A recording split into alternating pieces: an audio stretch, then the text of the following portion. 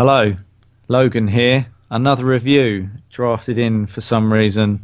I'm joined, already cackling. Apps is here with me. We're going to talk Wolfenstein, the old blood today. Um, okay, straight over to you, Apps. It's a poor intro, but we're going to leave it. Yeah. Get your cards on the table and give us a rundown of the game. So yeah, I guess I'll run down the game. Wolfenstein: The Old Blood is a standalone expansion to Wolfenstein: The New Order. It's a prequel, so it's set before that version of the game.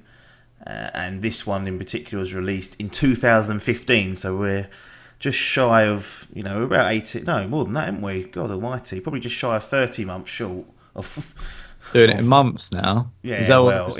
it's over 2 years, that's what I Yeah, was getting at, yeah. in doing this. And on my history, I guess, with Wolfenstein, particularly the New Order, because that was when Machine Games took this over and Bethesda published and then Machine Games developed it. I played through Wolfenstein: The New Order, and I gave it a Binet rating, and that's, as we know, Controversial. there's not too many on there.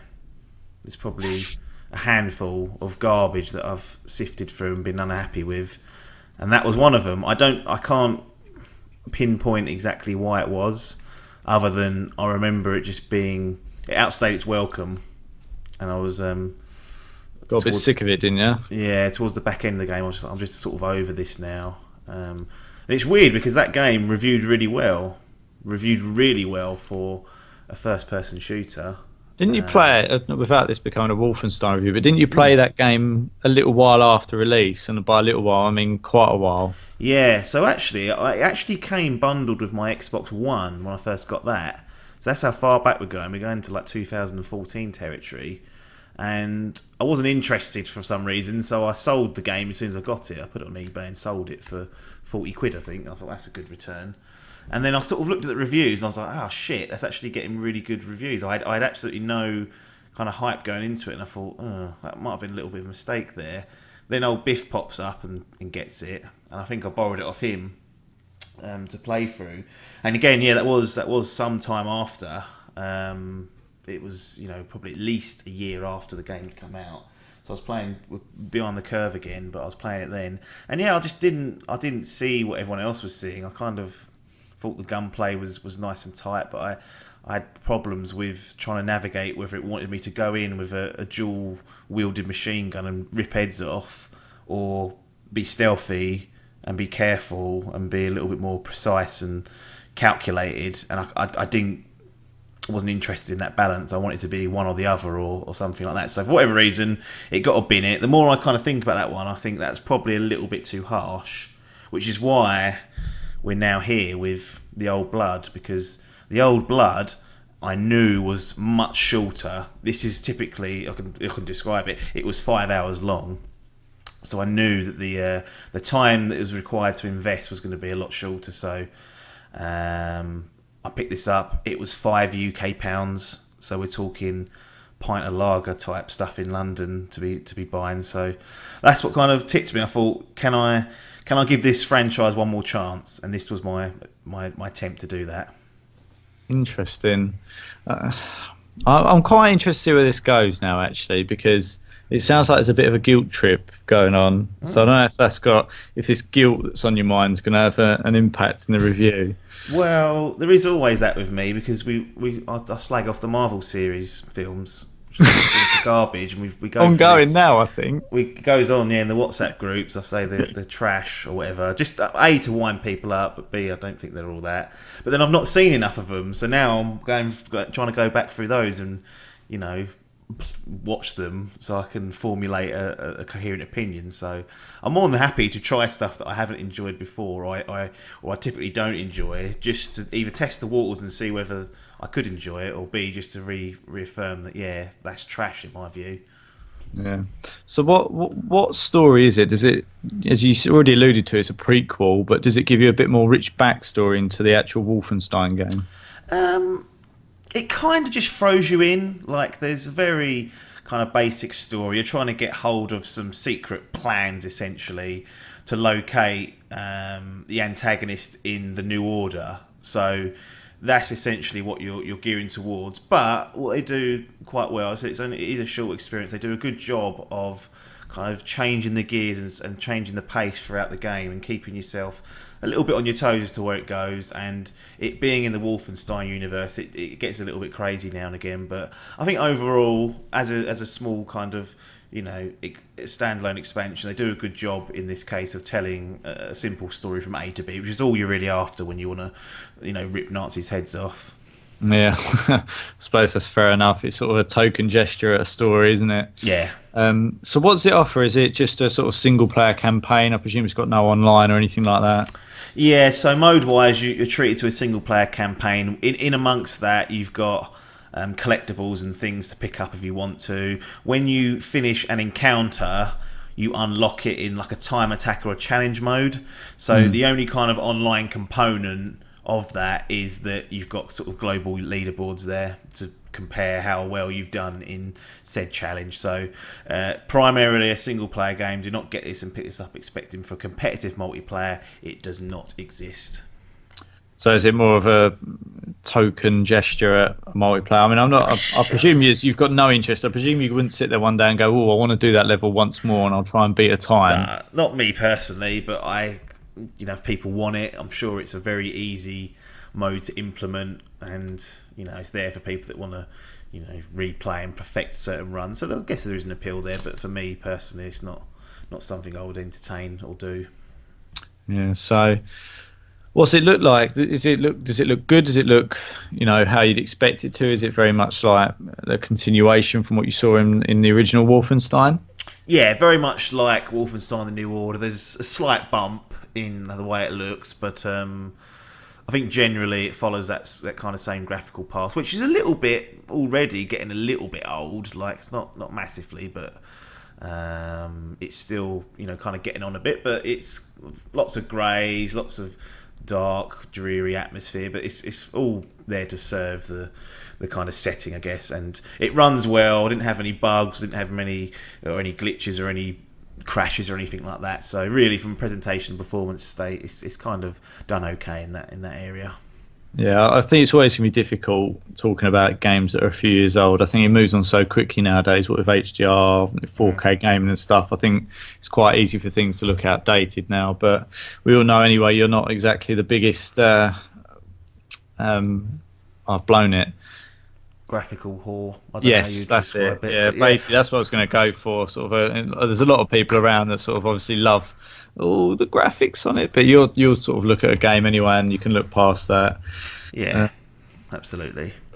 Music, sound effects, all good. Yeah. That's all good. Actually, kind of preferred the pace of the music in this one, I think, than the New Order. Voice acting's up to standard, and yeah, pretty run of the mill stuff here when it comes to the sound of the game. Not that memorable, but it's tricky to get really attached to stuff after 5 hours or so. Yeah, sure. So how's the game play? Is it good? Does it feel good? And how does that then link into the game structure and the progression in the game? Yeah, so one of the things I would say is they've got nice tight controls for a first-person shooter as Wolfenstein. It feels a little bit heavy, but you are carrying these fuck-off guns for most of the game, so you kind of need that effect. One thing that I really like is when you just shred through a Nazi, it feels like there's real impact there. Like you can just feel the impact as it's just ripping a leg off or blasting his head off or whatever. And that's something I've come to kind of appreciate in playing through the Old Blood, is that feeling, because sometimes you can just sort of kill enemies and they just sort of feel a little bit empty. These feel like they've got weight to them, and you really are firing these bullets and they're making an impact. So I think for mechanics and controls, I was impressed with the way it worked. And progression wise, it is a campaign, so you are going from point A to point B. I felt like there was a little bit more. Certainly, there were options, to not go from straight A to B. The levels are probably a little bit more open than what I remembered from the New Order, which is good because it meant you can try different tactics or whatnot. But a typical kind of setup is that you'll land in a room and there will be two commanders, as they're called, and their radio signal is tracked on your HUD. And if you can kill the commanders without being noticed, then you can essentially clear down the rest of the room without the wire of reinforcements. If you get spotted or engage in a firefight before taking out the commanders, they will call in backup, which makes the encounter that much bit harder. So it's something that I'm not a big fan of, because I feel like in a game that, as I said, feels so good just to shred through people, that perhaps focusing on that would be a better option. But I guess the option's there for those that want to be a little bit more calculated. And I don't think the stealth mechanics are that good in hindsight and looking at it. They are a little bit kind of sloppy in places. People can sort of look almost straight at you and don't spot you, and then other instances they spot like your shoelace hanging out from behind a bit of cover, and you're like, whoa, how's he spotted that? And it you know, the only thing with that commander kind of mechanic and design is that, like you've had with some issues in the games in the past, that you feel like you're being funneled down that route of being stealthy, and because it's a difficult game, even on the normal setting. This is not like an easy game. Like, you will die a lot. It's very old school. Like, you have to pick up health manually. You can't just run over it. You have to pick up ammo manually. You have to pick up armor manually. So you constantly, like, if you kick off in a room and there's loads of reinforcements running in, you got to move around. You've got to make sure you're constantly picking up armor and ammo and bits and pieces so you don't run dry. So, I mean, in that sense, it sounds quite exciting what I'm describing, but there's always that annoying factor that you think, I could have just got through this with hardly any hassle if I'd been a little bit smarter. But I guess that kind of plays into what they want out of it. Yeah, it is probably one of my biggest bugbears at the minute. Is I feel like sometimes games, they try and make it a positive, that they go, oh, play it how you want to, and it's like, well, yeah, that's fair enough if you give me the actual tools to do it. But I think one of my biggest bugbears, as we were talking about the other day, is Horizon.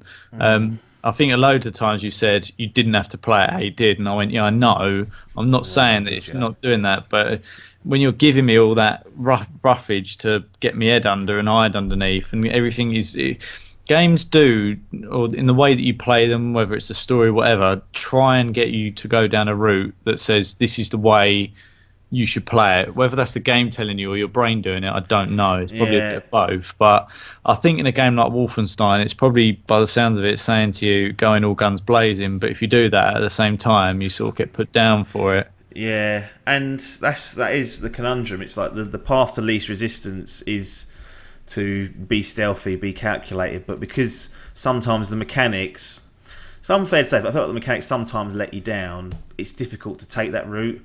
But as time goes on, as you get better at the shooting, as you get more familiar with enemies' weaknesses and things like that, you kind of get better at being a badass. So, you know, over time you become, you know, you feel a bit more empowered to go out and just, you know, go at things head on. But there's always that little thing in the back of your mind that says, well, you've lost all that ammo, you've lost all that health, lost all that armor, and now you're in the second encounter where you're fucked, and it's a worry. So it's just basically a balancing act, essentially. Yeah, it is. It is. Fair enough. So for £5 UK, does this game offer you good value? I mean, it's £1 an hour by the sounds of it. So yeah, I mean, at the time I think it released at £15, 15 UK pounds, and I feel like if you'd bought it then, you might have felt a little bit shortchanged. But we are reviewing this in December of 2017, so, you know, at the price you can get it for, which is £5 to sort of £8, I think it absolutely offers value, and it's not offensively long. So if you enjoy starting something and finishing it, this is very manageable. So if you're busy and you don't want to do a 15-hour campaign, this is perfect. This is a really good kind of way to dip your toes into this franchise without committing to 10 plus hours of hard, you know, shooting and gaming. So I think for the time we're talking, the timeline we're in, it's good value what you get here. There you go. So I suppose the ultimate one, and the one that I've been waiting for, is should you buy it or bin it? Fucking buy it. Oh, That's interesting. Do we give it an official grading because it's DLC, or does that get binned? Oh no, yeah, it gets official grading. Yeah, so Okay, so yeah. and do you think this is? Are we judging this solely on the DLC part here, or is there an element of you looking back at the original Wolfenstein and going, "Well, did I make a mistake?" No, I stand by what I put there, and Mm. it is what it is. What it was at that time. I just got really disinterested towards the last third of the game, and it really dragged and soured my experience. You'll notice that sometimes in a game, we look back at Shadow of War, for example. The last part of that game soured the experience. Just And wears on you. it just wears, yeah. I just think you need to, if you're going to make your games to set length, keep me engaged. And if I lose engagement in the last part of the game, and it's a real struggle for me to get through, then in my opinion, you've not done a good job. And back then, I thought, you know what, it's a few years old already. But this comes down to more of a time issue. Could I recommend someone to play 10 plus hours of this? And I couldn't. I just didn't see it, not based on what I'd done. Yeah. Whereas I think the Old Blood, it being so short and it being like a bite-sized chunk of this franchise, it works so much more in its favour. So much more in its favour that you can get a real taste and understanding for what these games can offer, and you don't have to lose much time to it. You can invest 5 hours and be easily done with it. I think my actual time was 5 hours 1 minute. It clocked in as. Nice. So you can finish a game from start to finish. You can get a coherent story. You can get a taste of something you might not have tried before, and then from then you can say, right, do I want to go to the New Order? Do I want to go to Wolfenstein 2? You'll get a good idea for what this franchise has got to offer, and I think that worked better in this one. It being a bit shorter definitely improved my experience for it. Good stuff. So let's tie it up then. So what is the game's official Dimp grading? I'm going to give it a bronze. I There you feel go. like I said, shorter works better for me. And I guess the most positive thing I can say about it is that I now want to play Wolfenstein 2. Oh, I was going to ask you that actually, so that's interesting. It's got you Yeah, a little bit hyped up. I've started playing it actually. I've got it here, so I've played a couple of hours of it and definitely enjoying that a little bit more. So maybe this was just the turning point I needed, just to have a go at it and dig in and see what it's all about. But yeah, this certainly reignited that fire, and I know that Wolfenstein 2 is getting some good praise as well, so why not try the second entry and see whether it can topple the first one and get out of the bin indulgence. There you go. Nice one. So, Wolfenstein the Old Blood, reviewed. Done. Thanks for your time. Ta-da. What's in Wolfberg? Death, Agent Blazkowicz. Death.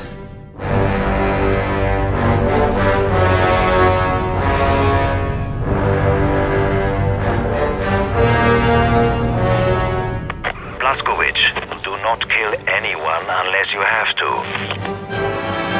What's that? Kill as many Nazis as I can?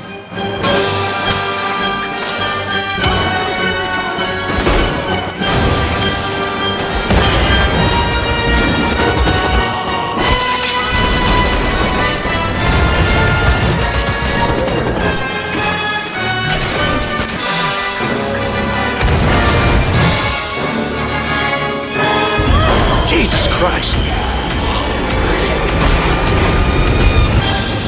Look at that. It's raining Nazis.